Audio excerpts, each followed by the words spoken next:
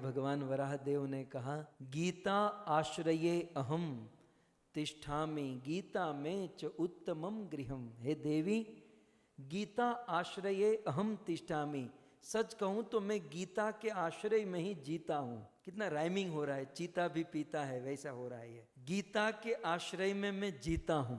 यहाँ पर कृष्ण कहते हैं गीता आश्रये तिष्ठामि, गीता के आश्रय में मैं जीता हूं और गीता में उत्तमम गृहम, भगवत गीता ही मेरा उत्तम घर है। गीता ही मेरा उत्तम घर है। और गीता ज्ञान उपाश्रित्य त्रिलोकन पालयान अहम, और भगवत गीता के ज्ञान के द्वारा ही मैं तीनों लोकों का पालन करता हूँ। सो मन में यदि प्रश्न हो कि भगवान अकेले होकर तीनों लोक में करोड़ों जीवों का पालन कैसे करते हैं, तो कहते हैं गीता ज्ञान उपाश्रित्य, गीता के ज्ञान के द्वारा ही तो तीनों लोक में चला पाता हूँ। फिर आगे गीता अभ्यासम पुनः कृत्वा। अब देखिए ये थोड़ा एडवांस लोगों की बात है जो गीता का अभ्यास करते हैं।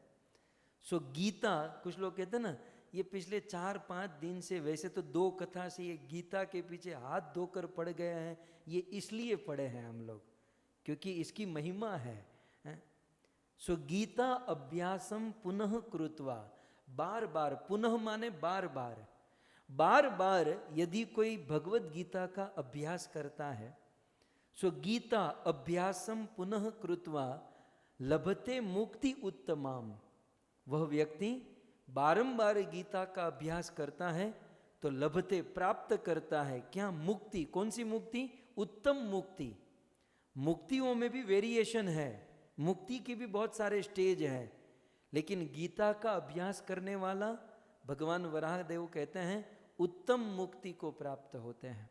और हमारे टाइप के लोगों के लिए गीता इति उच्चार संयुक्तो म्रियमाणो, म्रियमाणो माने આપણે ગુજરાતીમાં કહી શકીએ મરવા પડ્યો હોય એવો, जो मरने पड़ा, क्या कहूँ, मरणासन स्थिति पर जो होता है, जो मरवा पड़ा होय, बस अब ये गए, जो ऐसी बात चल रही, अब गए, जो बिल्कुल मृत्यु की अणी पर है, बिल्कुल मृत्यु के स्टेज पर, म्रियमाण माने मृत्यु के स्टेज पर है। और मृत्यु के समय गीता इति उच्चार, वो ज्यादा कुछ ना बोले, श्लोक ब्लोक में उसकी गति मति रति नहीं, लेकिन मरते समय भी भगवत गीता, बस गीता, गीता इति उच्चार, गीता उच्चारण करते हुए म्रियमाण, यदि कोई मरता है तो गतिम लभे, तो वह गतिम माते परम गति, भगवत गति को वह प्राप्त हो जाता है।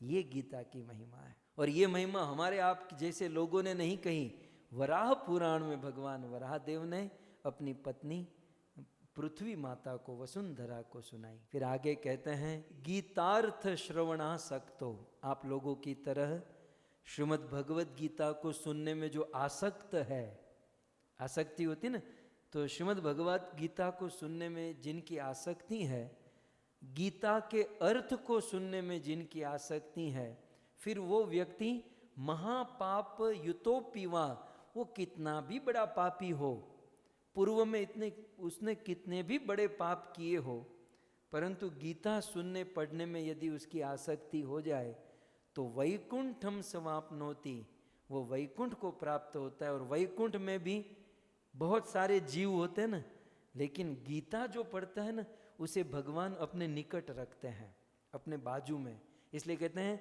विष्णुना सह मोदते। बाकी प्रॉब्लम, झगड़ा तो वैकुंठ में भी है कि भाई भगवान के निकट कौन बैठेगा, भगवान के नजदीक, वहां भी ढगला होगा, वहां भी कितने लोग होंगे, उसमें भी यदि आपको मतलब बेनिफिट चाहिए कि वैकुंठ में भी भगवान के निकट रहने का अवसर चाहिए, तो कहते हैं विष्णुना सह मोदते, भगवान उसे अपने बिल्कुल निकट रखते हैं। किसको?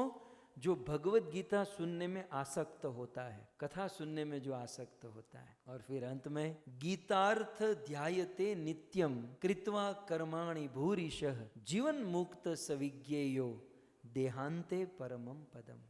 भगवान कहते हैं कि देवी, जो व्यक्ति गीता पढ़ता है, गीता सुनता है, गीता का ध्यान करता है, वो जीवन मुक्त है। सविज्ञेयो, उस भक्त को, उस डिवोटी को जो गीता पढ़ता सुनता है, उसे जीवन मुक्त समझिए, वो उसे मुक्त ही समझिए, वो मुक्त, जीते जी मुक्त हो चुका है। और देहांते, देह का अंत होने के बाद तो परमम पदम, परम पद को प्राप्त करेगा, लेकिन गीता पढ़ने वाला जीते जी संसार से मुक्त हो जाता है। तो इस प्रकार भगवान वराह देव ने वसुंधरा देवी पृथ्वी को गीता की महिमा सुनाई। मैं अपनी एक बात जोड़ दूं, हम रोज स्नान करते हैं ना, आप सब लोग इतने फ्रेश दिखाई देते हो। गल्फ कंट्री में जाते तो वहाँ पर जुम्मे से जुम्मा चलता है, फ्राइडे टू फ्राइडे, वीक में एक बार। यहाँ तो भले कितनी भी ठंडी है, स्नान तो हम रोज करते हैं, लेकिन रोज पानी से स्नान करने से हमारा शरीर शुद्ध होगा, हमारा चित्त, हमारा हृदय, हमारा अंतःकरण शुद्ध नहीं हो सकता। इसलिए भगवान आदि शंकराचार्य ने कहा, मलिने मोचनम पुंसाम जलम स्नानम दिने दिने।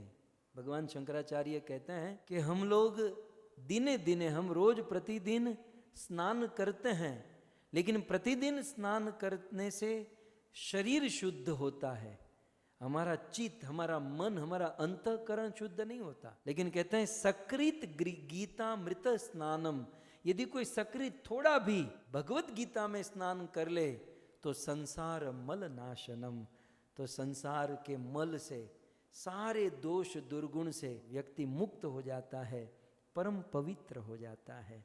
ये है श्रीमद् भगवत गीता की महिमा।